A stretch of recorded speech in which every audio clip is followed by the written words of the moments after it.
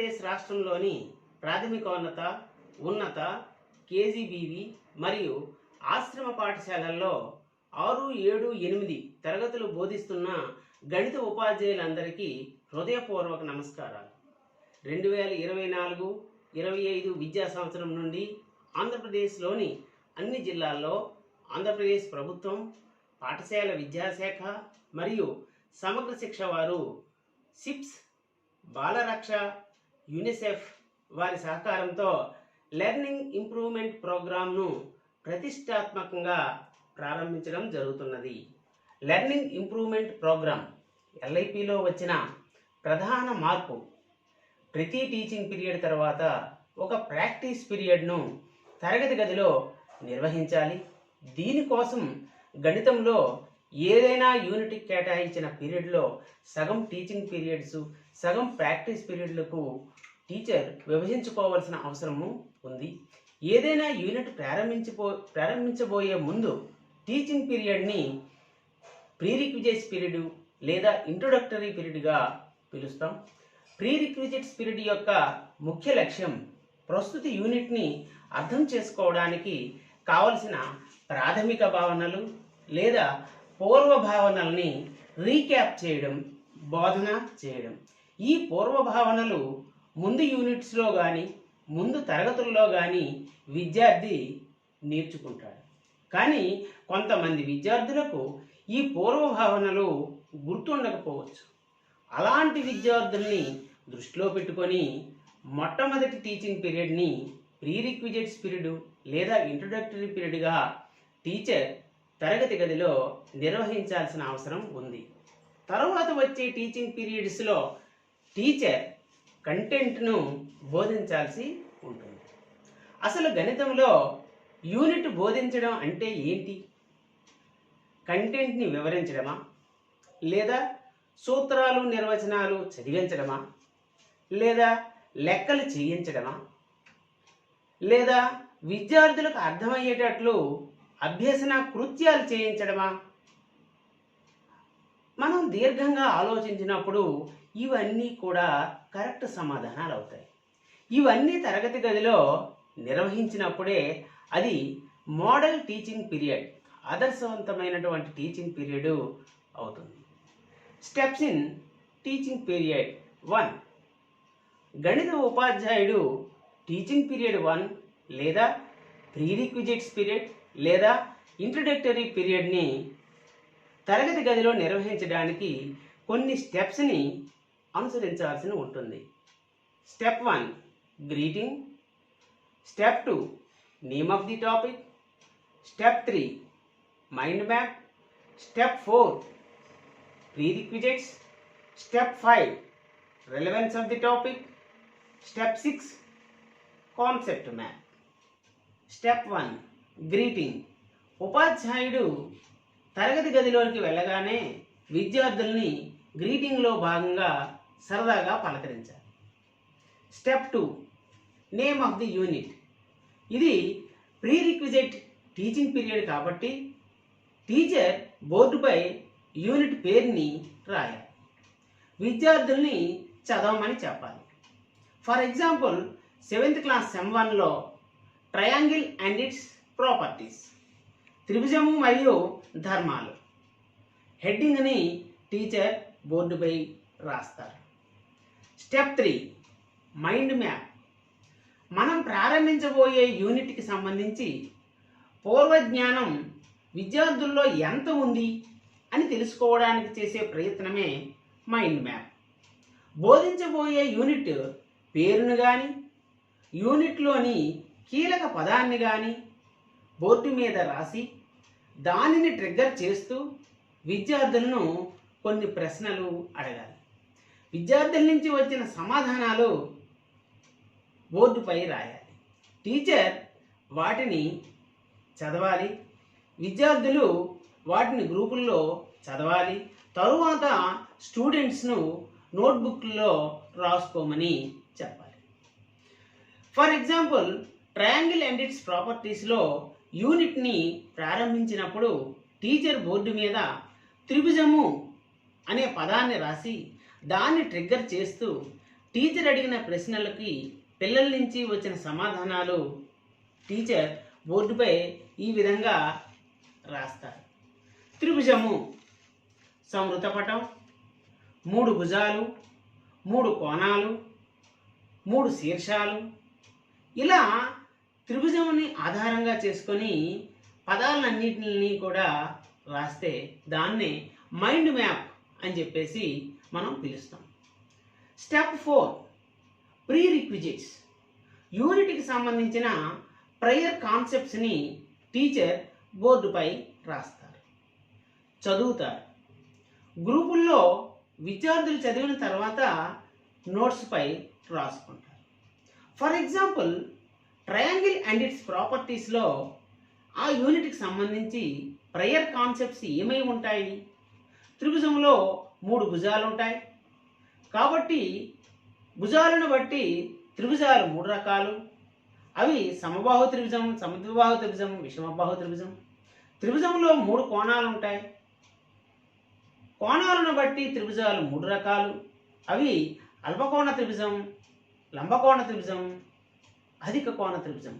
ఇవే కాకుండా median, altitude, interior angle, exterior angle, ఇలా ప్రీ రిక్విజిట్స్ని మనం బోర్డు మీద రాసి వివరించడం జరుగుతుంది. Next step 5 relevance of the topic. బోధించబోయే యూనిట్ ప్రాధాన్యతను తెలియజేయడం, ఆ పాఠ్యాంశం నిజ జీవితంలో ఏ విధంగా ఉపయోగపడుతుందో తెలియపరచడమే ఈ రిలవెన్స్ ఆఫ్ ది టాపిక్ ముఖ్య ఉద్దేశం.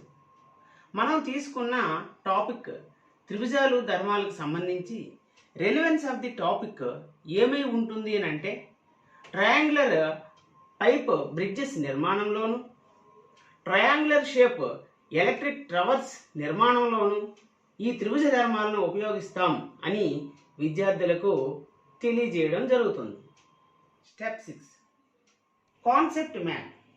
చెప్పబోయే యూనిట్ సంబంధించిన అంశాలన్నీ వాటి మధ్య గల సంబంధాలని ఒక ఫ్లో చార్ట్ రూపంలో తెలియజేస్తే దానిని కాన్సెప్ట్ మ్యాప్ అంటాం. దీన్ని యూనిట్ ఎట్ ఎ గ్లాన్స్ అని కూడా పిలవచ్చు. యూనిట్ ఎట్ ఎ గ్లాన్స్ అనగానే దాని అర్థం ఏంటంటే, ఆ కాన్సెప్ట్ మ్యాప్ చూసేసరికి మొత్తం యూనిట్లో ఉండేటటువంటి చెప్పబోయే అంశాలన్నీ కూడా ప్రతిబింబించాలి. దీన్నే కాన్సెప్ట్ మ్యాప్ అంటాం. ఈ కాన్సెప్ట్ మ్యాప్ని టీచర్ బోర్డుపై రాసి తాను చదివి విద్యార్థుల్ని గ్రూపుల్లో చదివించి తరువాత నోట్బుక్ల్లో రాసుకోమని చెప్పాలి. ఫర్ ఎగ్జాంపుల్, మన యూనిట్ పేరు ట్రయాంగిల్ అండ్ ఇట్స్ ప్రాపర్టీస్ కాబట్టి ఈ యూనిట్కి సంబంధించి కాన్సెప్ట్ మ్యాప్ని ఈ కింది విధంగా మనం రాసుకోవచ్చు. త్రిభుజాలు, త్రిభుజాల వర్గీకరణ, భావనలు, త్రిభుజ ధర్మాలు. మళ్ళీ ఈ త్రిభుజాల వర్గీకరణలో భుజాలను బట్టి 3 రకాలు, కోణాలను బట్టి 3 రకాలుగా రాసుకోవచ్చు. అలాగే భావనలు median, altitude, exterior angle, interior angle. అలాగే త్రిభుజ ధర్మాలకు వచ్చేసరికి అక్కడ మళ్ళీ 3 రకాలుగా మనం చెప్తాం.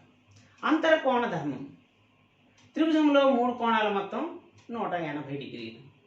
బాహ్య కోణ ధర్మం, exterior angle is the sum of opposite interior angles. భుజాల పొడవుల ధర్మం, ఏదైనా త్రిభుజంలో 2 భుజాల మొత్తము 3వ భుజం కన్నా ఎక్కువగా ఉంటుంది.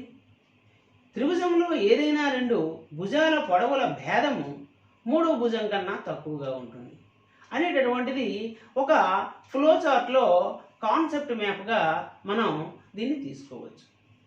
ఇప్పుడు టీచింగ్ పీరియడ్ 2 కంటెంట్ పీరియడ్ని తరగతి గదిలో ఎలా నిర్వహించాలి, అందులో ఏ ఏ స్టెప్స్ ఉంటాయో మనం తెలుసుకుందాం. ఉదాహరణకి నేను చెబుతున్నటువంటి యూనిట్ ట్రయాంగిల్ అండ్ ఇట్స్ ప్రాపర్టీలో ఎక్స్టీరియర్ యాంగిల్ ప్రాపర్టీని నేను సబ్ టాపిక్గా తీసుకుంటున్నాను అనుకుందాం. దీనికోసం కొన్ని స్టెప్స్ని టీచింగ్ పీరియడ్లో తరగతి గదిలో నిర్వహించాలి. Steps in teaching period 2. Step 1 greeting. ఉపాధ్యాయుడు తరగతి గదిలోనికి వెళ్ళి విద్యార్థులను సరదాగా పలకరించాలి. Step 2, name of the topic. యూనిట్లో చెప్పబోతున్న కొత్త అంశాన్ని టీచర్ బోర్డుపై రాయాలి. For example, exterior property of a triangle అనేటటువంటిది ఆ రోజు చెప్పబోయే name of the topic. Step 3, reading activity and identification of keywords. Board మీద రాసిన స్టేట్మెంట్ని టీచర్ మోడల్ రీడింగ్ చేసి ముందుగా పిల్లలకు వినిపించాలి. ఈ మోడల్ రీడింగ్ కోసం అప్పుడప్పుడు టీచర్ కొందరిని యాక్టివ్ స్టూడెంట్స్ని కూడా వాడుకోవచ్చు. కీవర్డ్స్ని విద్యార్థులతో టీచర్ గుర్తింపచేసి వాటిని బోర్డు మీద రాయాల్సి ఉంటుంది. టీచర్ వాటిని మోడల్ రీడింగ్ చేసి తరువాత గ్రూపుల్లో వాటిని చదువుకొని తరువాత వాటిని నోట్బుక్లో రాసుకోమని చెప్పాలి. ఇక్కడ రీడింగ్ యాక్టివిటీ ఏంటి, అలాగే ఐడెంటిఫికేషన్ ఆఫ్ కీవర్డ్స్ ఏంటి అనేటటువంటిది ఫర్ ఎగ్జాంపుల్స్ ఇక్కడ exterior angle, interior angle, some, opposite, ఇవి మనకి ఇక్కడ కీవర్డ్స్గా మనం చెప్పుకోవచ్చు. ఈ కీవర్డ్స్ని విద్యార్థులు చదవాలి మరియు నోట్స్లో రాయాలి. Step 4, conceptual understanding. Conceptual understanding కోసం ఎక్స్టీరియర్ యాంగిల్ ప్రాపర్టీని అండర్స్టాండింగ్ కోసం విద్యార్థులకి టీచర్ తరగతి గదిలో ఒక అండర్స్టాండింగ్ యాక్టివిటీని చేసి చూపిస్తారు. అది ఎలా అంటే, ఏదైనా ఒక త్రిభుజాకారంలో ఉన్నటువంటి చార్ట్ ముక్కని తీసుకొని ఆ చార్ట్ ముక్కకి 1 సెంటీమీటర్ వ్యాసార్థము లేదా 2 సెంటీమీటర్ల వ్యాసార్థంతో కోణాలని పెన్సిల్తో గీయవలసి ఉంటుంది. ఆ కోణాలకి కూడా వేరువేరు కలర్స్, గ్రీన్, రెడ్, బ్లూ, ఇలా వేరువేరు కలర్స్ వేయడం జరుగుతుంది. అలాగా ఆ కట్ చేసినటువంటి త్రిభుజాన్ని కోణాల కలర్స్ వేసినటువంటి త్రిభుజాన్ని తీసుకుని వెళ్ళి మరో పేపర్ మీద పెట్టి ఒక ఎక్స్టీరియర్ యాంగిల్ని ఏర్పాటు చేసుకొని ఆ ఎక్స్టీరియర్ యాంగిల్కి ఆపోజిట్గా ఉండేటటువంటి ఇంటీరియర్ యాంగిల్స్ని కట్ చేసి వాటి మీద ఎక్స్టీరియర్ యాంగిల్ మీద ప్లేస్ చేసినట్టయితే అవి కరెక్ట్గా ఫిట్ అవ్వడం అందరు పిల్లలు గమనిస్తారు. ఇది ఒక కాన్సెప్చువల్ అండర్స్టాండింగ్ కోసము టీచర్ చేసే ఒక ప్రయత్నం. Step 5, activity on conceptual understanding. ఇంకా టీచర్ మోర్ క్లారిటీ కోసము, పిల్లలకి మోర్ క్లారిటీ ఇవ్వడం కోసము మరొక యాక్టివిటీని కూడా టీచర్ విద్యార్థులకు చేసి చూపించడం జరుగుతుంది. టీచర్ ఒక చార్టుపై ఒక త్రిభుజాన్ని గీయడం జరుగుతుంది.